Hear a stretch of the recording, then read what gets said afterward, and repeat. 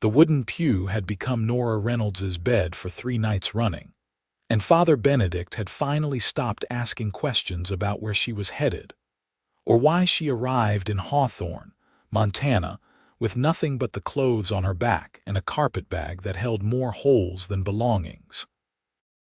She woke that 4th morning to the sound of boots on the chapel floor, heavy and deliberate, and sat up quickly, smoothing her dark hair back from her face.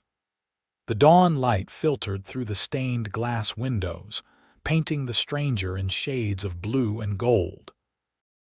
He was tall, with broad shoulders that filled out his worn leather vest, and a face that looked like it had been carved from the same stone as the mountains surrounding the town. His dark hair needed cutting, and his jaw needed shaving, but his eyes were what caught her attention. They were the color of warm honey, and they held a gentleness that seemed at odds with his rough appearance. "Morning," he said, his voice a low rumble that echoed slightly in the empty church. "Name's Mason Burke. I own the ranch just outside town."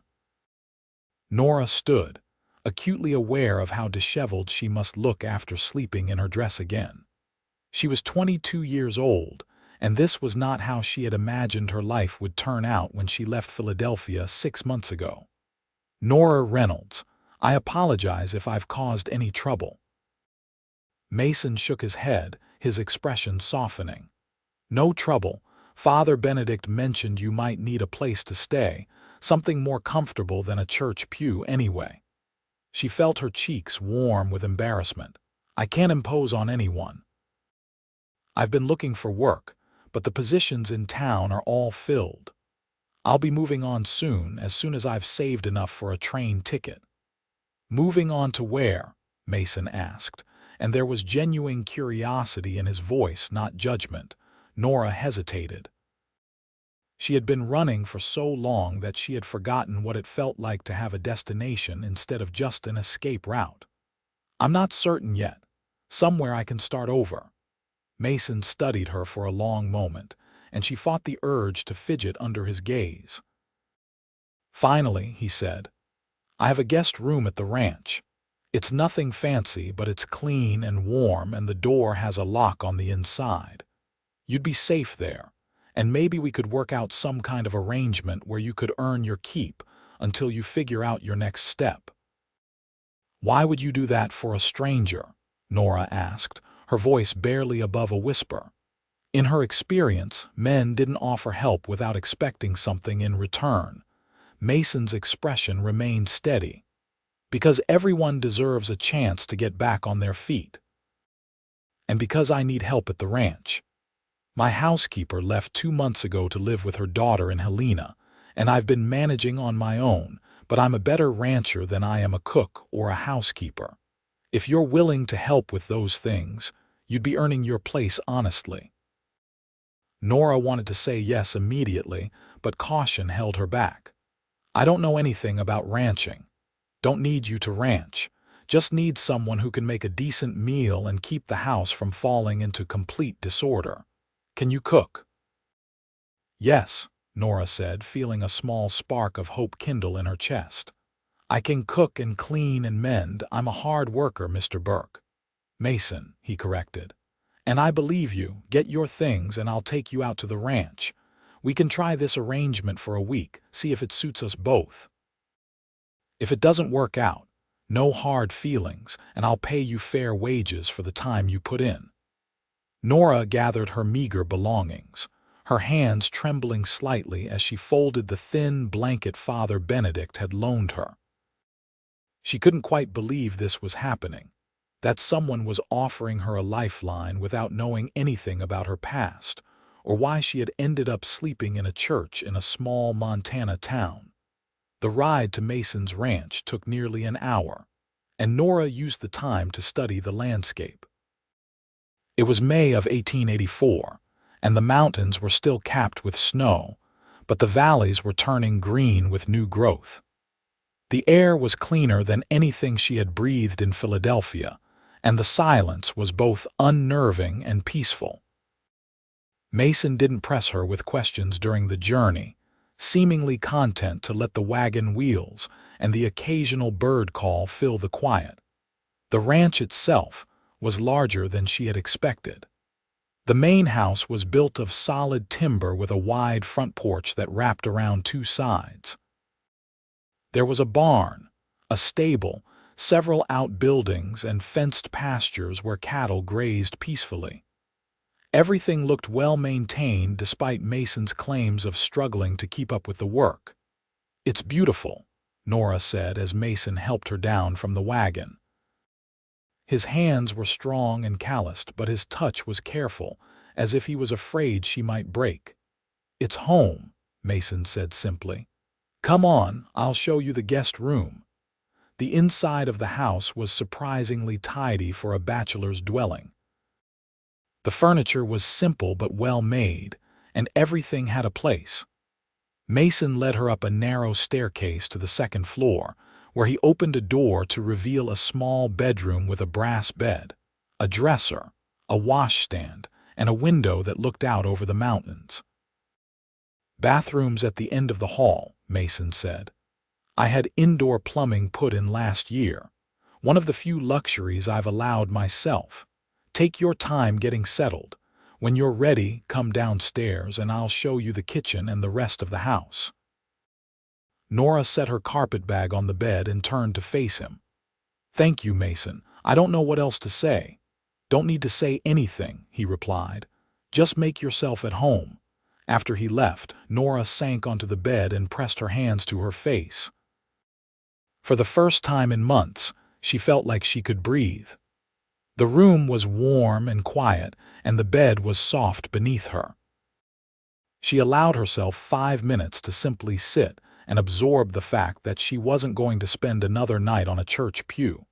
And then she washed her face and hands in the basin on the washstand and went downstairs to start earning her keep. Mason was in the kitchen, attempting to make coffee. He looked up when she entered, and she saw relief flash across his face. "I'm not very good at this," he admitted. Nora smiled for the first time in what felt like years. "Let me help." She took over the coffee preparation and then investigated the pantry and the icebox. There were supplies, but they were organized haphazardly, and it was clear that Mason had been living on simple fare. She found eggs, bacon, flour, and a jar of preserves and set about making a proper breakfast. They ate together at the kitchen table, and Nora was acutely aware of how domestic the scene was. It felt strange and comfortable all at once. Mason praised her cooking with genuine enthusiasm, and she felt a small glow of satisfaction at having pleased him. "Tell me about the ranch," she said as she poured him more coffee. "How long have you been here?" "I built this place 7 years ago," Mason said. "Came out from Missouri with nothing but some savings and a lot of determination. It's been hard work, but it's worth it. I run about 200 head of cattle, and I've got 3 men who work for me. They live in the bunkhouse near the barn. Good men, all of them. They'll be respectful toward you." "I'm not afraid of hard work," Nora said, "and I'll do my best to make this arrangement work for both of us." Mason nodded, his honey-colored eyes meeting hers. "I believe you will." The days that followed fell into a rhythm that surprised Nora with its ease. She woke early each morning to prepare breakfast for Mason and his ranch hands. The men were polite and grateful for her cooking, and they tipped their hats to her respectfully whenever they crossed paths. After breakfast, she cleaned the house, did the laundry, mended clothes, and prepared the evening meal. It was hard work, but it was honest work, and for the first time in a long while she felt useful.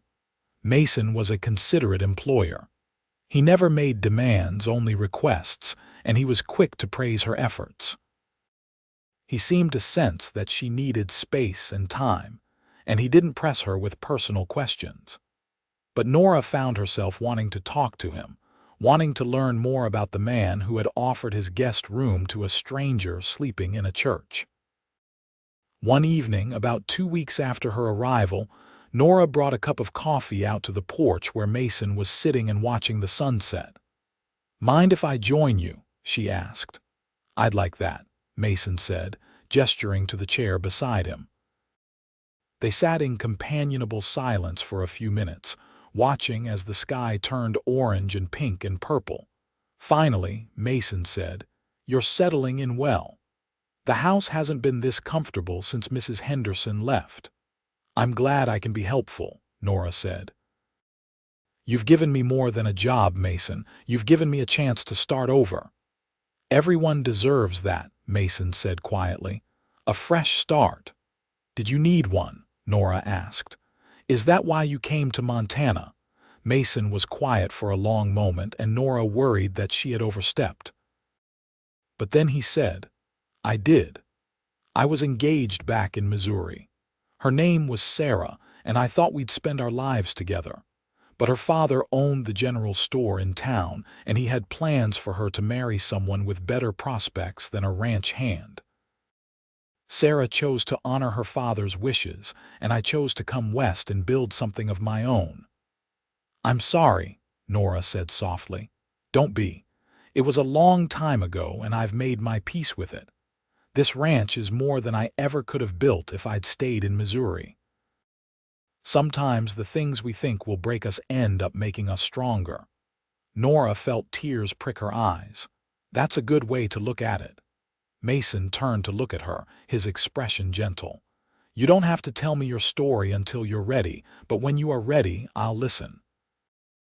That night, lying in her comfortable bed in the guest room with the door locked from the inside, Nora thought about Mason's words.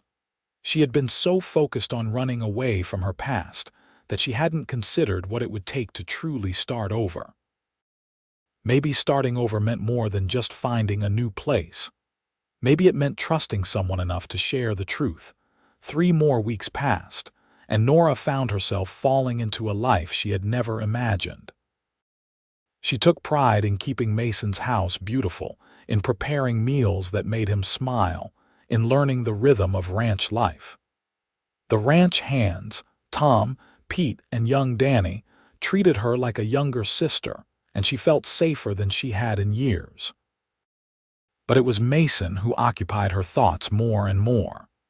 She noticed the way he was always gentle with the animals, the way he spoke to his men with respect, the way he thanked her for every meal as if she had given him a gift. She noticed the strength in his hands and the kindness in his eyes, and she found herself looking forward to the evenings when they would sit on the porch together and talk about everything and nothing. Mason, for his part, found himself drawn to Nora in ways he hadn't expected. He loved coming home to find the house filled with the smell of fresh bread or stew. He loved the way she hummed while she worked, and the way she had coaxed the garden behind the house back to life. He loved the sound of her laughter when Danny told one of his terrible jokes at dinner, and the way she listened intently when he talked about his plans for the ranch. One evening in late June, Mason found Nora in the garden, her hands covered in soil as she planted vegetables. The evening sun caught her dark hair, turning it almost auburn, and he was struck by how beautiful she was.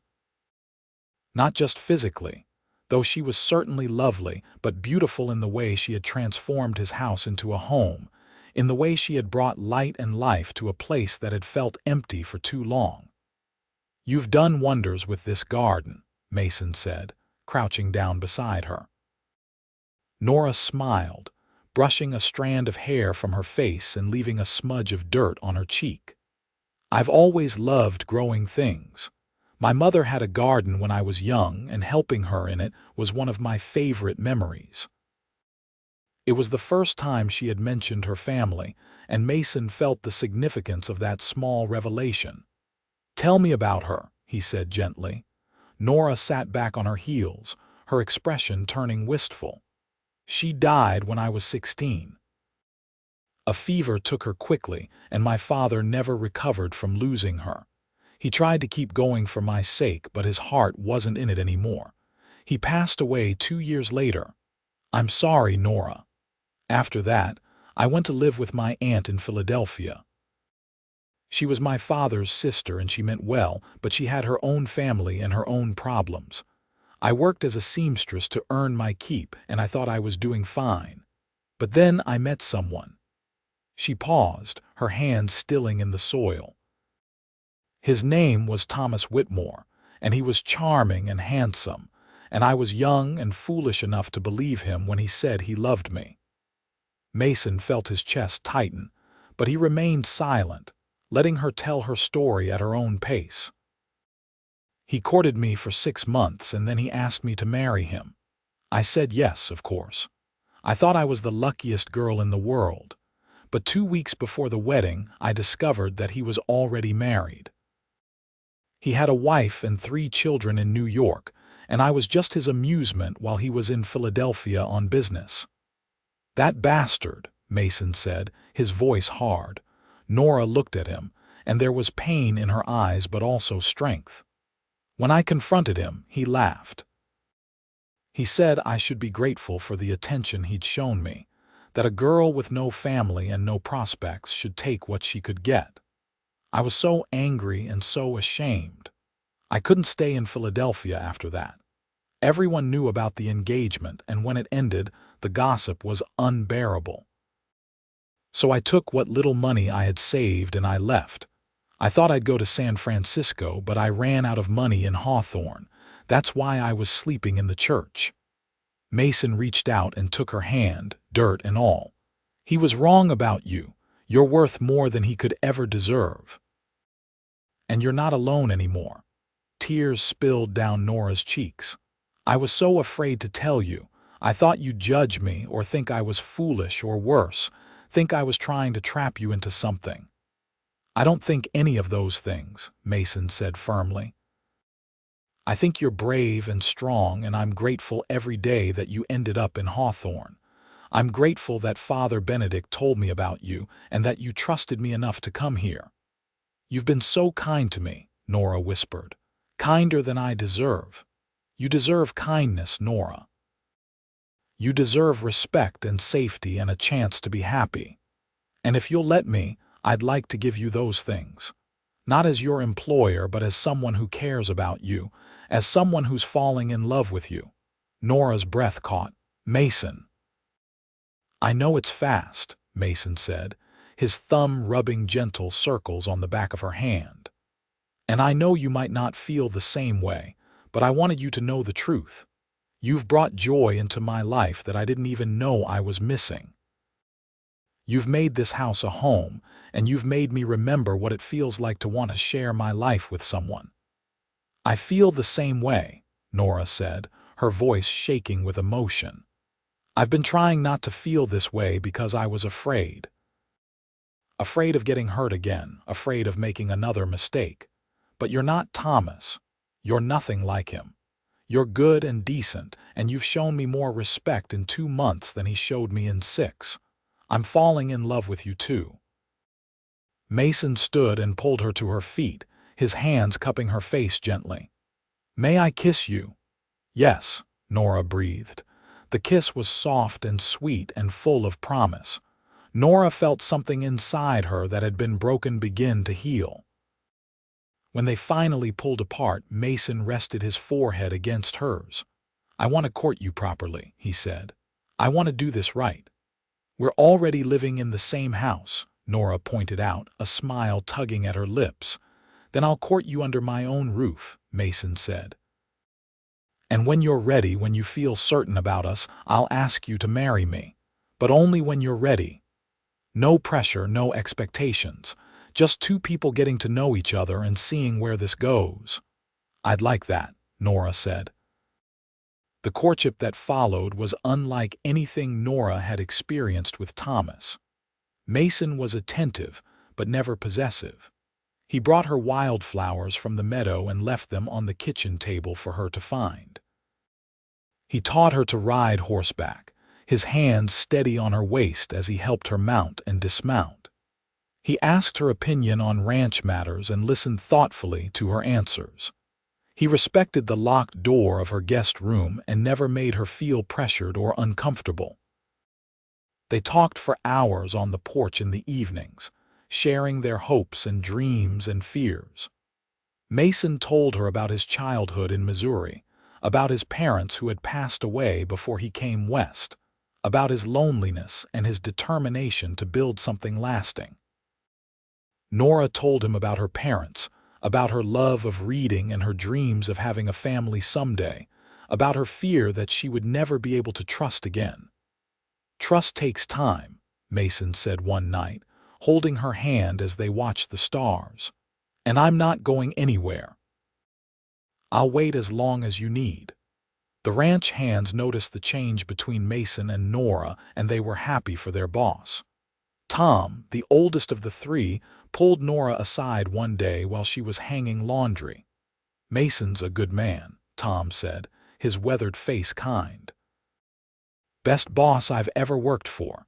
He deserves someone like you, someone who makes him smile the way you do." "Thank you, Tom," Nora said, touched by his words. "Just wanted you to know that we all think highly of you, Miss Nora. You've been good for this place and good for him." As summer turned to autumn, Nora realized she had stopped thinking about moving on. Hawthorne had become home, and the ranch had become the center of her world. She loved the rhythm of the seasons, the beauty of the mountains, the satisfaction of hard work. But most of all, she loved Mason. One October evening, Mason asked her to go for a ride with him. They rode to a high meadow where the aspen trees were turning gold, and the view stretched for miles in every direction. Mason helped her down from her horse and then took both of her hands in his. "Nora, I've been thinking about what I want to say to you for weeks now," he began, his honey-colored eyes warm and earnest. "When I found you sleeping in that church, I never imagined that you would change my life the way you have. You've made me happier than I ever thought possible. You've made this ranch feel like home in a way it never did before. I love you, Nora Reynolds. I love your strength and your kindness and your courage. I love the way you hum while you cook, and the way you've brought that garden back to life. I love everything about you, and I want to spend the rest of my life showing you how much you mean to me." He reached into his pocket and pulled out a small velvet box. Inside was a simple gold band with a small diamond that caught the afternoon light. "Will you marry me, Nora? Will you let me be your husband and your partner and the one who stands beside you for all the days to come?" Tears streamed down Nora's face, but they were tears of joy. "Yes, Mason. Yes, I'll marry you. I love you so much." Mason slipped the ring onto her finger and then pulled her into his arms, kissing her deeply. When they finally broke apart, both of them were laughing and crying at the same time. "I want to marry you soon," Mason said. "I don't want to wait." "Neither do I," Nora agreed. "But I want to do it properly.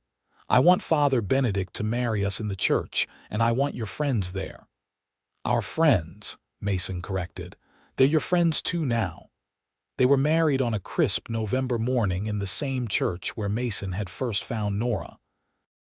The little chapel was filled with people from town and the surrounding ranches, all of whom had come to wish them well. Nora wore a simple white dress that she had sewn herself, with lace at the collar and cuffs. Mason wore his best suit, and he couldn't take his eyes off his bride. When Father Benedict pronounced them husband and wife, Mason kissed Nora with all the love and tenderness he felt, and the congregation erupted in applause. The reception was held at the ranch, with tables set up in the barn and food brought by neighbors. There was music and dancing and laughter, and Nora felt overwhelmed by the warmth and acceptance she received from everyone.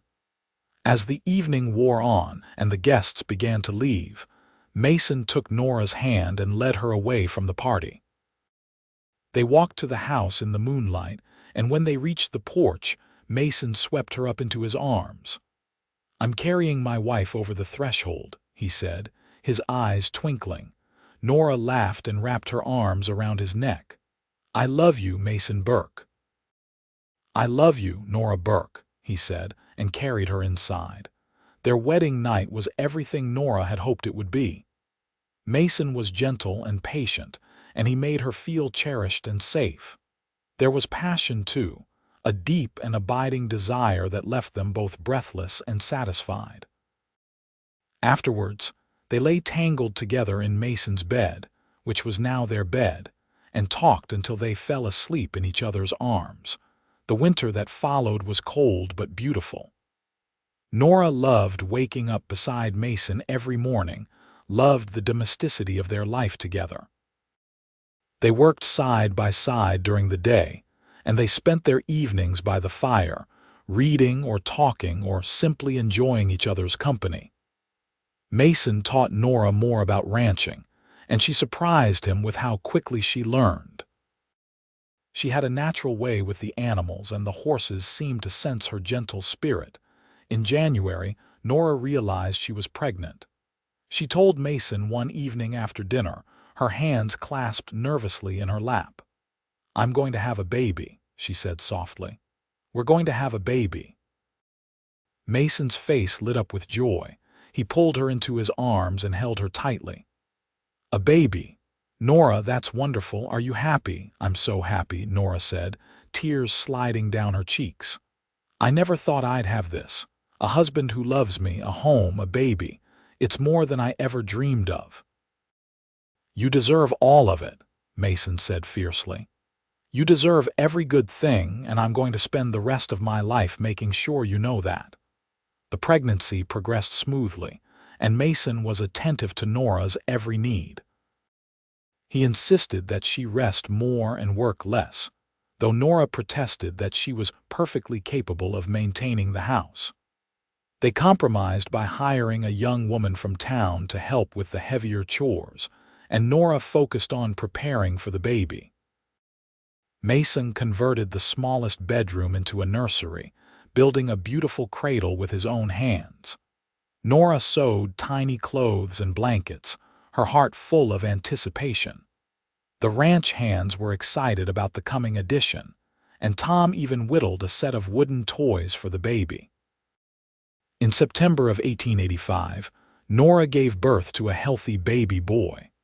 The labor was long and difficult, but when the midwife finally placed the baby in her arms, Nora felt a love so profound it took her breath away. Mason sat beside her on the bed, his arm around her shoulders, his eyes fixed on his son. "He's perfect," Mason whispered. "Absolutely perfect." "What should we name him?" Nora asked. They had discussed names, but Mason had insisted that they wait until they saw their baby to decide. Now, looking at his son's tiny face, he said, "I'd like to name him after your father."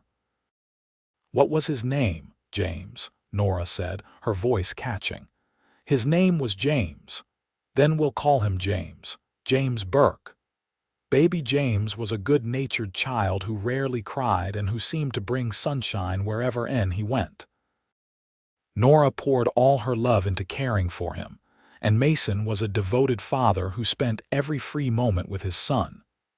The ranch thrived under Mason's steady management, and their life together was full of contentment and joy. When James was 2 years old, Nora discovered she was pregnant again. This time, she gave birth to a daughter they named Catherine, after Mason's mother. Catherine had her father's honey-colored eyes and her mother's dark hair, and she was as spirited as her brother was calm. The years passed in a blur of happy moments. James and Catherine grew into bright, curious children who loved the ranch and the wide, open spaces of Montana.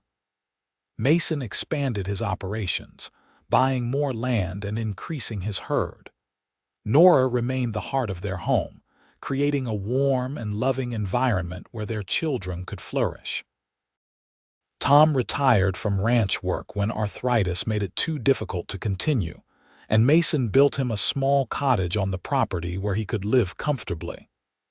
Pete and Danny stayed on, and Mason hired new hands as the ranch grew. But through all the changes, the core of their life remained the same. Mason and Nora, partners in every sense of the word, building a legacy together. One evening in the summer of 1895, Mason and Nora sat on their porch watching their children play in the yard. James was 14 now, tall and strong like his father, and Catherine was 12, graceful and quick-witted. They were chasing fireflies in the gathering dusk, their laughter carrying on the warm breeze. "You ever think about that day I found you in the church?" Mason asked, his arm around Nora's shoulders. "Every day," Nora said softly. "I think about how lost I was and how you gave me everything I needed to find myself again. You saved me, Mason." "We saved each other," Mason corrected. "I was lonely and going through the motions of life. You gave me purpose and joy. You made me whole." Nora leaned her head on his shoulder. "I never imagined I could be this happy. After Thomas, I thought I'd never be able to trust anyone again. But you showed me what real love looks like, patient and kind and constant." "I'll love you until my last breath," Mason said, pressing a kiss to her temple. "And probably long after that." "Promise?" Nora asked, smiling up at him. "Promise," Mason said, and sealed it with a kiss. In 1898, Nora gave birth to their third child, another son they named Samuel. He was a surprise, coming along when James was 17 and Catherine was 15, but he was a welcome one. The older children doted on their baby brother, and Samuel grew up surrounded by love and laughter. James inherited his father's love of ranching and his mother's gentle nature. He worked alongside Mason from a young age, learning everything his father could teach him about managing the land and caring for the animals. When he was 22, he married a sweet-natured girl named Elizabeth from a neighboring ranch, and they built a house on the Burke property. Catherine proved to have a gift for numbers and business. She helped her father with the ranch accounts and proved to be shrewd in negotiations with buyers. She married a banker from Hawthorne named Robert when she was 21, but she never lost her connection to the ranch. She and Robert visited often, and their children grew up running through the same fields where Catherine had chased fireflies. Samuel was the most adventurous of the three children. He loved stories of exploration and discovery, and when he was old enough, he attended university in Helena to study geology. But no matter how far he roamed, he always came home to the ranch, drawn by the unbreakable bonds of family. As Mason and Nora grew older, they watched with pride as their children built their own lives while remaining close to each other and to their parents. The ranch continued to prosper under the combined efforts of Mason and James, and the Burke name became synonymous with integrity and quality throughout Montana. In the spring of 1910, Mason and Nora celebrated their 25th wedding anniversary with a party attended by friends and family from all over the territory.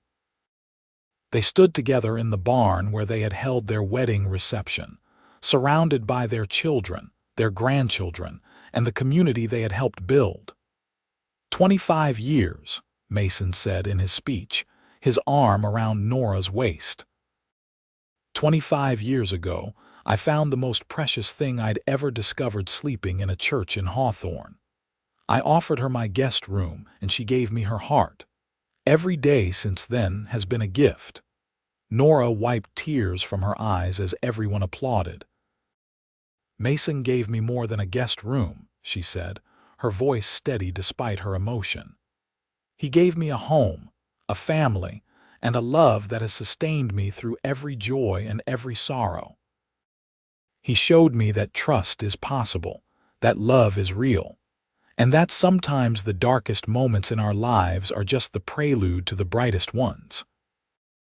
They danced together that night, just as they had at their wedding, and as Mason held Nora in his arms, he marveled at how much they had built together from such humble beginnings. The years continued to pass, bringing new grandchildren and great-grandchildren. Mason and Nora remained active on the ranch well into their 70s. though they gradually handed over more responsibilities to James and his sons. They spent their days tending the garden that Nora had planted so many years ago, sitting on the porch watching the sunset, and enjoying the fruits of the life they had built together. In the winter of 1919, Mason fell ill with pneumonia. He fought the illness with the same determination he had brought to everything in his life, but his body was tired, and his strength was fading. Nora never left his side, holding his hand and telling him stories of their life together. "I'm not afraid," Mason whispered one evening, his honey-colored eyes still warm despite his weakness. "I've had a good life, Nora, better than I ever deserved." "You deserve everything," Nora said, her tears falling freely. "You're the best man I've ever known." "Promise me you'll be happy," Mason said. "Promise me you'll keep living, keep enjoying the garden and the grandchildren and everything good." "I promise," Nora whispered, though her heart was breaking. Mason passed away peacefully in his sleep that night, with Nora lying beside him just as she had for 34 years.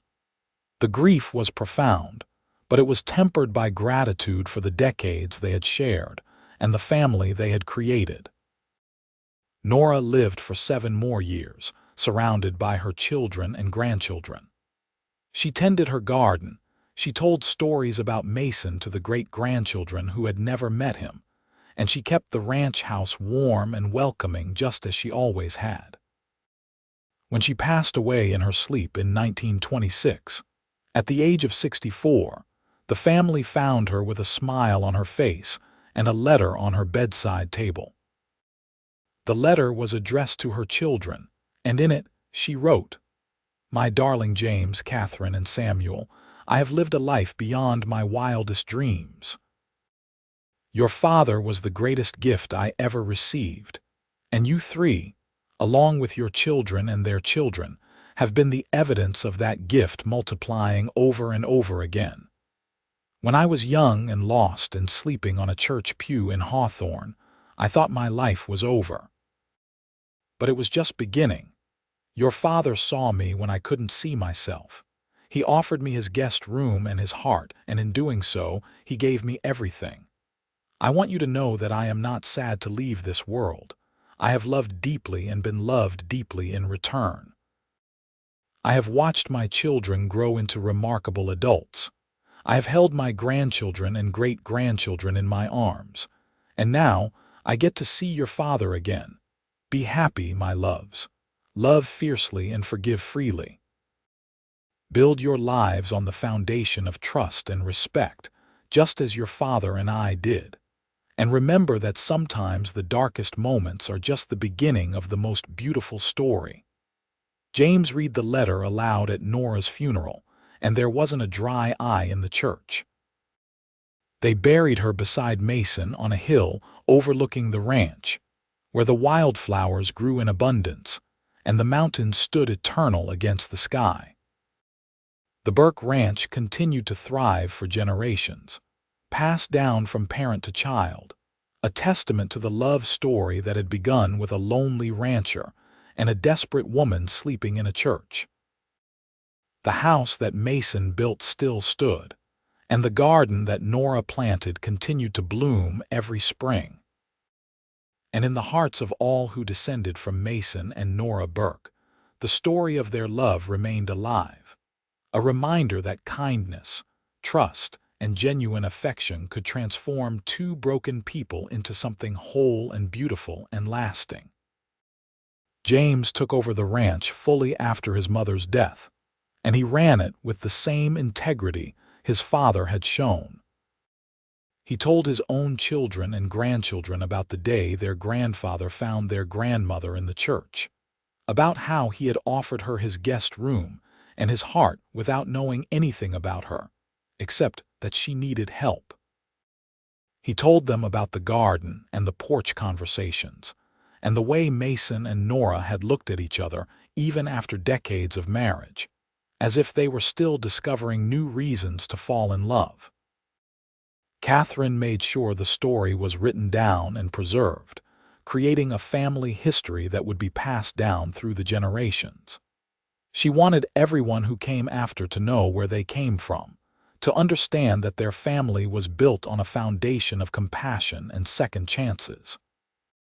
Samuel, who had traveled far and wide in his youth, always said that no place he visited ever felt as much like home as the ranch where his parents had built their life together. He brought his own children there every summer, and he taught them the same lessons Mason and Nora had taught him. That land was something to be cherished and protected. That family was everything, and that love was the greatest adventure of all. The legacy of Mason and Nora Burke extended beyond their immediate family. The story of the lonely rancher who offered his guest room to a woman sleeping in a church became part of Hawthorne's local folklore. It was a story that inspired others to show kindness to strangers, to believe in second chances, and to trust that love could bloom in the most unexpected circumstances. The church where Mason first saw Nora underwent renovations over the years, but a small plaque was placed on the pew where she had slept, commemorating the beginning of a love story that had touched so many lives.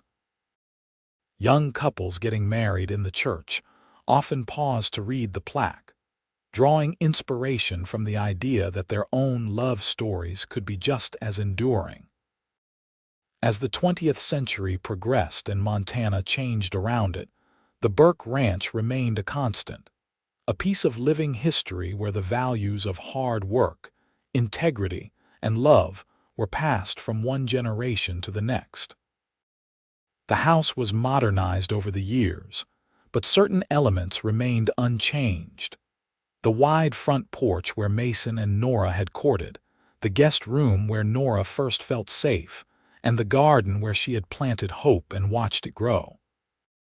On warm summer evenings, when the sun set behind the mountains and painted the sky in shades of orange and pink, the descendants of Mason and Nora Burke would gather on that same porch. They would tell stories about their ancestors, keeping the memory alive, ensuring that the love between a lonely rancher and a desperate woman would never be forgotten. And sometimes, when the wind blew through the aspen trees and carried the scent of wildflowers across the meadow, it seemed as though Mason and Nora were still there, still walking hand in hand through the land they loved, still building their legacy one moment of kindness, one act of love, one day at a time. The story of Mason Burke and Nora Reynolds Burke was more than just a tale of romance. It was a testament to the power of compassion, the possibility of redemption, and the transformative nature of genuine love. It proved that sometimes the greatest adventures begin with the simplest acts of kindness, and that offering someone your guest room might just be the first step to offering them your whole world. In the years that followed Nora's death, visitors to the ranch often commented on the sense of peace and love that permeated the property. It was as if the decades of happiness that Mason and Nora had shared had seeped into the very soil, creating an atmosphere of contentment that welcomed everyone who crossed the threshold. The Burke family continued to honor their ancestors' memory in countless small ways. They maintained the garden with the same care Nora had shown, ensuring that there were always flowers blooming from spring through fall. They kept the guest room ready for visitors, remembering how important it had been for Mason to offer Nora a safe place to stay. And they made it a tradition to gather on the porch every anniversary of Mason and Nora's wedding, sharing stories and raising toasts to the love that had started it all. As the decades turned into a century, the Burke Ranch became more than just a working cattle operation. It became a symbol of enduring love, of the possibility of new beginnings, and of the importance of treating every person with dignity and respect. The story of Mason and Nora reminded everyone who heard it that we all have the power to change someone's life with a simple act of kindness. and that sometimes the people we help end up saving us in return. The final chapter of their story wasn't written in their lifetimes, but in the lives of all those who came after. Every happy marriage in the Burke family echoed the love between Mason and Nora. Every act of kindness shown to a stranger honored the moment when Mason offered his guest room to a woman sleeping in a church. Every child raised with love and respect carried forward the values that Mason and Nora had held dear. And so the story of the lonely rancher and the desperate woman became immortal, passed down through generations, inspiring countless others to believe in love, to trust in kindness, and to remember that sometimes the most beautiful chapters of our lives begin when we open our hearts and our homes to someone in need. Mason Burke had offered Nora Reynolds his guest room and his heart, and in return, she had given him a lifetime of love, a family that would endure for generations, and a story that would never die. Their love had transformed not just two lives, but countless others, rippling out through time like waves on a pond, touching everyone who heard their story and inspiring them to believe that true love, built on a foundation of respect, trust, and genuine affection, was not just a fairy tale but a very real and attainable dream. And in the end, that was the greatest legacy anyone could leave behind.